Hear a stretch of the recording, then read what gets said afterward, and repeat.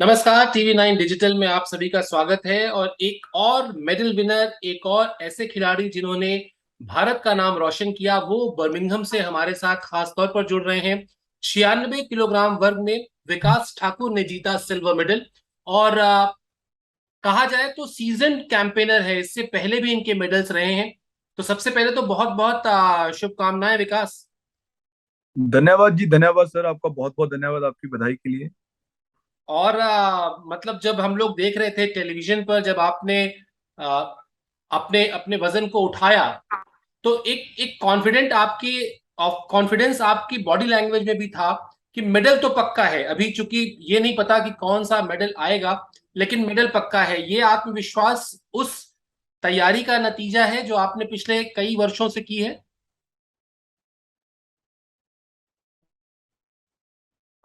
जी sir. Actually जो मेरा snatch का, जब हमने स्नैच की थी, मैंने जो हमारा पहला इवेंट था स्नैच का जिसमें मेरी तीनों अटेम्प्ट पास हुए, तो मुझे तब पता लग गया था कि क्योंकि जो आपके साथ कॉम्पिटिटर होते हैं आपको पता रहता है उनका, क्योंकि आजकल काफी सोशल मीडिया है और सबका पता लगता है, एथलीट्स का पता लग जाता है कि कौन क्या परफॉर्म कर रहा है। और हमारी वे लिफ्टिंग काफी साफ सुथरी गेम है, इंडिविजुअल गेम है, इसमें कोई ऐसे धोखाधड़ी वाला काम नहीं होता। तो मुझे पता था कि अगर मैं स्नैच में अगर मैं अपना बेस्ट निकाल दूं तो मैं क्लीन जर्क में मेरा थोड़ा स्ट्रॉन्ग पॉइंट है, मैं क्लीन जर्क में सबको बीट कर सकता हूँ।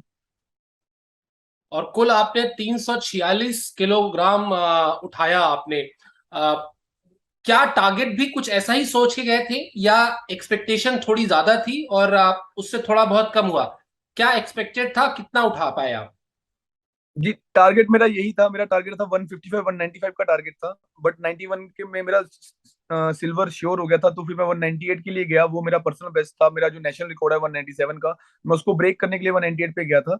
लेकिन जो प्लान किया था, जितनी हमने लिफ्टिंग सोची थी, वो मैंने परफॉर्म की और उसकी वजह से मैं मतलब काफी खुश हूँ। और बहुत सारे जो इस तरह के एथलीट्स हैं विकास, सबकी अपनी अपनी एक बचपन की कहानी है, सबके अपने अपने एक संघर्ष हैं। और आपका, मैं कहीं पढ़ रहा था कि बहुत दिलचस्प सी बातचीत, कि आप तो ज्यादा बदमाशी ना करें, ज्यादा किसी गलत संगत में ना चले जाएं, इसलिए आपको कहा गया कि तुम कुछ नहीं करोगे, तुम खेलोगे। सही बात है ये? बिल्कुल बिल्कुल सही बात है जी। मैं एक्चुअली, मेरे फादर साहब रेलवे में है, तो हम रेलवे के जो अकोमोडेशन देते हैं, जो फ्लैट्स होते हैं, वहां रहते थे। अपने जो मैं बचपन का मैंने वहां बिताया है अपना बचपन। तो जो हमारे घर का माहौल था, मतलब जो बाहर के जो मतलब जहाँ हम रहते थे, थोड़ा सा वो मतलब वहाँ की सोसाइटी ठीक नहीं थी, थोड़े स्लम सा एरिया भी लगता था साथ में। तो मैं पढ़ने में ठीक अच्छा था, होशियार था। जो स्कूल से होमवर्क मिलता था वो जल्दी खत्म करके मैं बाहर निकल जाता था, बच्चों के साथ बदमाशियां करता था। तो घर वालों ने मुझे बिजी रखने के लिए कि मतलब ये कहीं क्योंकि तब मैं 8 साल का था, 8 9 साल की बात है। तो इतनी समझ भी नहीं होती थी, क्योंकि बच्चे को जहाँ को पुश करते हो बच्चा वैसे ही मतलब गलत चीजों का थोड़ा जल्दी असर होता है। तो घर वाले वरी करते थे। मैं काफी शरारती शरारती भी था। तो इसलिए उन्होंने मुझे बिजी रखने के लिए मुझे ना उन्होंने कहा कि इसको ना मतलब ये होमवर्क कर लेता, उसके बाद घर वाले यही बोलते थे कि होमवर्क करो, ये करो। मैं कहता था मेरा होमवर्क पूरा हो गया, मैं बाहर जा रहा हूँ खेलने, तो घर वाले रुकते नहीं थे और मैं मानता भी नहीं था। रुकते थे मैं तो मानता नहीं था। इसलिए फिर उन्होंने कहा मुझे स्पोर्ट्स में पुश किया। पहले शुरू के 3 4 साल में नहीं पता लगा कि स्पोर्ट्स क्या चीज है, लेकिन वहां जाता था क्योंकि जो मैं वेट लिफ्टिंग करता हूँ, तब ऐसा था कि छोटे बच्चे वेट लिफ्टिंग नहीं करते थे। वहां जाके मैं बड़ों से मिला तो थोड़ा जल्दी मैच्योर हो गया और वहां दिल लग गया। तो 4 5 साल बाद समझ आया कि नहीं, वेट लिफ्टिंग एक स्पोर्ट्स में भी एक आप अपना करियर बना सकते हो, आपको जॉब मिलती है और आप अपना जो फ्यूचर है वो बढ़िया कर सकते हो। और जो लोग इस इंटरव्यू को देख रहे हैं उनको ये बता देते हैं कि सिर्फ वेट लिफ्टिंग में नहीं, एथलेटिक्स भी सीखा है। और विकास ने थोड़ा बहुत बॉक्सिंग भी की है। वो तो फाइनली दिल जाकर टिका वेट लिफ्टिंग पे। जी, मतलब हमारे मैंने एथलेटिक्स भी की है, फिर रेसलिंग में, फिर बॉक्सिंग में, मतलब 1 2 2 महीने लगाए मैंने। तो बच्चा होता था तो वहां दिल नहीं लगता था। मैं दिल भी क्या, एथलेटिक्स में वो भगाते थे, मैंने कहा मेरा भागने वाला काम इतना नहीं भाग सकता मैं। तो मैं घर आ जाता था। पापा बोले यार तेरा कुछ तो तू कर ले, तू नहीं तो फिर उन्होंने मुझे बॉक्सिंग में मेरा काफी इंटरेस्ट है एक्चुअली। लेकिन बॉक्सिंग में जहाँ से मैं आता हूँ, लुधियाना से, तो वहाँ इतनी अच्छी फैसिलिटी नहीं थी लुधियाना बॉक्सिंग की। फिर एक मेरे पापा के कलीग हैं, वो भी कॉमनवेल्थ गेम्स के गोल्ड मेडलिस्ट हैं, श्री प्रवेश चंद्र शर्मा जी। तो पापा के वो कलीग थे, वो भी रेलवे में थे, बतौर सीटीआई वो जॉब करते तब। तब पापा ने उनसे बात करी, उन्होंने कहा कि यार तू ऐसा कर, इसको मेरे पास छोड़ दे, मैं इसको कुछ ना कुछ सिखाई, कुछ ना कुछ तो करेगा यहाँ के, मतलब अच्छी अच्छी संगत में आएगा तो कुछ ना कुछ इसके लिए इसके बेहतरी के लिए होगा। तो फिर वेट लिफ्टिंग में दिल लग गया जी, और आज आपके सामने हम बैठ के इंटरव्यू कर रहे हैं। और जो पिछला कॉमनवेल्थ गेम था वहां पर गोल्ड मेडल था, उसके पहले पहले यानी 2014 में जो कॉमनवेल्थ गेम्स थे उसमें भी विकास का सिल्वर मेडल था। तो एक तरीके से ये तीसरा मेडल है कॉमनवेल्थ गेम्स का विकास के खाते में। विकास, बचपन में कभी किसी तरह की फाइनेंशियल चैलेंजेस भी थे, या फाइनेंशियली कम से कम इतना तो था कि हाँ, खाने पीने पढ़ने लिखने का संकट नहीं था?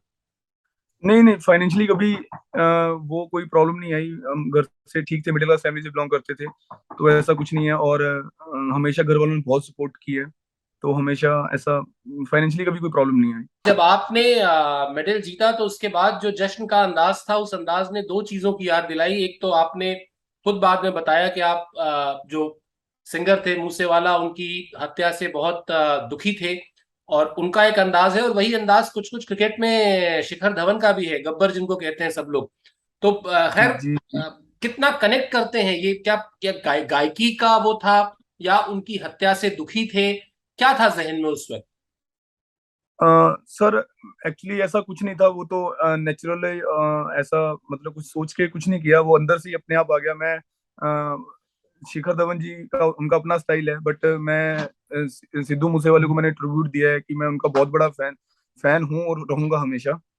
और हम मैं अभी यूट्यूब में देख रहा था, काफी सारे लोगों ने डाला है कि विकास ने जश्न मनाया सिद्धू के अंदाज में। तो मैं ये कहना चाहूंगा कि एक वो मेरी उम्र के थे, वो भी लगभग 28 साल की उम्र में उनको मतलब उनकी हत्या हो गई। तो और अकेले अकेले अकेला अकेला बच्चा था अपने घर वालों का, तो उनके माँ बाप पे क्या बीत रही होगी वो वही बता सकते हैं। हम श्रद्धांजलि दे सकते हैं, हम ट्रिब्यूट दे सकते हैं, बट जो उन पे बीत रहा है वो कोई कोई मतलब कोई वो फील नहीं कर सकता। तो जश्न नहीं मनाया मैंने, बस मैं बस लोगों को यही बताना चाहता हूँ कि मैं सिद्धू मूसेवाले का बहुत बड़ा फैन हूँ। मैं हमेशा, आप बिलीव करोगे, 24/7 अगर मैं एयरपोर्ट लगा के रखता हूँ, जब भी म्यूजिक सुनता हूँ उन्हीं के गाने सुनता हूँ।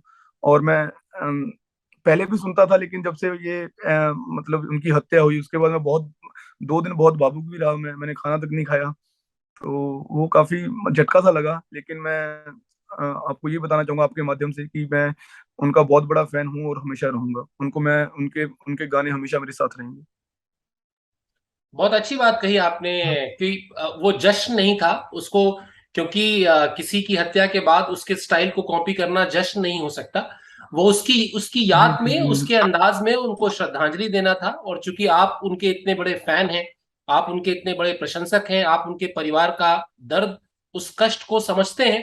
हालांकि वो बहुत मुश्किल है, लेकिन ये बहुत बड़ा फैक्ट है जो ये समझ रहे हैं। और विकास ने जैसा भी कहा भी कि उन्होंने कोई जश्न नहीं बनाया, बल्कि वो एक एक अंदर से अपने आप आई एक प्रतिक्रिया थी। वो नेचुरल था, वो सर नेचुरल था। बिल्कुल। मुझे नहीं पता वो कैसे आया, क्योंकि मैं शायद ही कोई उनकी इंटरव्यू या उनके यूट्यूब पे काफी क्लिप्स हैं, मैंने कोई छोड़ा हो।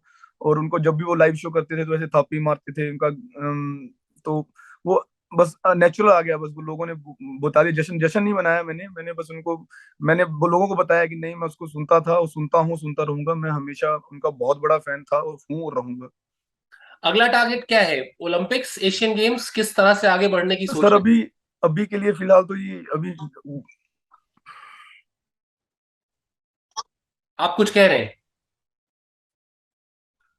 सर हाँ अभी जी जी, अभी ओलंपिक्स में सर, ओलंपिक्स भी कैटेगरी मेरी वाली कैटेगरी नहीं है ओलंपिक्स में, तो अभी करते हैं जाके, कोचेज जैसे मैनेजमेंट डिसाइड करेगी वैसे हम प्लान करेंगे। अभी अभी फिलहाल के लिए अभी कोई भी प्लान नहीं है। अभी प्लान यही है, घर जाके काफी दिन हो गए घर नहीं गया, तो घर जाके मम्मी पापा से मिलना है। और घर पे सभी बहुत खुश हैं, तो उनसे बात करेंगे जाके, फिर उसके बाद जो भी होगा वो डिसाइड करेंगे सर। ये आजकल एक फैशन चल गया है, सारे एथलीट से लोग पूछते हैं कि क्या खाएंगे जीतने के बाद। तो आपने कुछ अपना डिसाइड किया, या बस जो आया वो खा लिया? नहीं नहीं सर, मेरा एक्चुअली मेरा काफी लंबा एक्सपीरियंस है इंटरनेशनल करियर का। मैं 26 कंट्रीज में जा चुका हूँ, है ना। तो खाने मुझे मम्मा के हाथ के खाने के अलावा कुछ भी, मतलब उनके उनके मैच का कोई मुझे खाना आज तक कहीं वर्ल्ड के किसी कोने में नहीं मिला। तो मैं जब घर जाऊंगा तो मैं यही है कि मम्मा दाल चावल रोटी जो घर की सब्जी होती है मैं वही खाना पसंद करूंगा। आखिर में हम अगर आपकी इच्छा हो, कोई एक लाइन जो आप मूसे वाले की सबसे ज्यादा गाना सुनते हो, अगर आप गुनगुनाए भी ना, बताना चाहें गाना कौन सा फेवरेट है उनका आपका। सर मुझे नहीं पता कि आप सुनते हो उसको नहीं सुनते हो, लेकिन उसके सभी गाने वो कहते थे कि मैं अपने ऊपर ही बोलता हूँ कि भाई लोग सुन रहे हैं मैं अपने ऊपर क्यों ना बोलूं। तो काफी उसकी जो वर्डिंग है सर वो काफी मतलब मुझे मोटिवेट करती है। मैं जब भी लिफ्ट ट्रेनिंग करता हूँ मैं हमेशा एयरपोर्ट लगा के ट्रेनिंग करता हूँ, उनके गाने चलते रहते हैं। अभी जो लास्ट गाना था उनका लेवल, वो गाना मैं बहुत सुनता हूँ आजकल कि जिसके साथ वो हमें कंपेयर करती है वो मेरे लेवल के नहीं है, ऐसे वो उसने अपनी बातों में कहा है। और एक थापी वाला गाना उनका काफी, क्योंकि वो स्टेज पे लाइव शो करते थे तो वैसे थापी मारते जैसे मैंने कल किया वैसे करते थे वो। तो लोग बोलते थे कि ये मतलब स्टेज पे जाके आपको लोगों के सामने माथा टेकना चाहिए, आप अहंकार हो। तो वो कहता था कि जोर बिना पट्टा ते थापी वजदी नहीं, ये अहंकार नहीं ये रुतबा मूसे वाले का। तो काफी काफी मतलब उनकी उनकी लाइफ जो है, उनकी जो लाइफ है काफी मैंने मतलब काफी डीप में उनको फॉलो करता हूँ मैं। हर हर चीज में उनके हर गाने में मुझे लगभग सारे गाने याद भी हैं। और मैं तो मुझे लगता है कि क्योंकि उस बंदे ने जो जो कोई उसको अगर जैसे और हमारे सेलिब्रिटी होते हैं जो सिंगर होते हैं ना, तो उनको वो लाइव पे जैसे इंस्टाग्राम लाइव पे चलती रहती है, कंट्रोवर्सी चलती रहती है, तो वो उनको रिप्लाई नहीं करता था, वो गाने में रिप्लाई करता था। तो ये काफी बढ़िया बात थी। और मैं बस आपको ये कहना चाहूंगा जी, बस जो हुआ गलत हुआ उसकी हम भरपाई तो नहीं कर सकते, लेकिन बहुत दुख है जी। कभी कभी लगता है कि ऐसा यार अभी नहीं, ऐसा हुआ ही नहीं है, ये सपना सही है, मतलब नाइटमेयर है बहुत बुरा। लेकिन एंड ऑफ द डे हमें समझाना पड़ेगा अपने आप को कि नहीं ये हो चुका है। चलिए विकास, आपने मतलब एक बहुत ही बेहतरीन तरीके से आपने उनको श्रद्धांजलि दी है। आपके पसंदीदा गायक थे, आप उनको पसंद करते थे, आपके लिए एक तरीके से उनकी गायकी आदर्श थी। तो आपने उसको उसी तरीके से बहुत ही अच्छे तरीके से, बहुत ही मजबूत तरीके से उनको श्रद्धांजलि भी दी है। रही बात ओलंपिक में वेट कैटेगरी की, तो हम सब जानते हैं कि Olympics, Asian games, Commonwealth games, इसमें खेलों के खेलों की कैटेगरीज चेंज होती रहती हैं। कई बार कोई खेल हट जाता है, कोई नया खेल आता है। तो हम तो यही दुआ करेंगे आपके लिए कि जो ये जीत का सिलसिला है ये और आगे बढ़े, एशियन गेम्स तक जाए, ओलंपिक्स तक जाए, और आप यूं ही भारत का नाम रोशन करते रहें। आपने समय निकाला, बहुत बहुत धन्यवाद और ढेर सारी शुभकामनाएं। धन्यवाद सर, धन्यवाद जी, आपके चैनल का बहुत बहुत धन्यवाद सर। Thank you.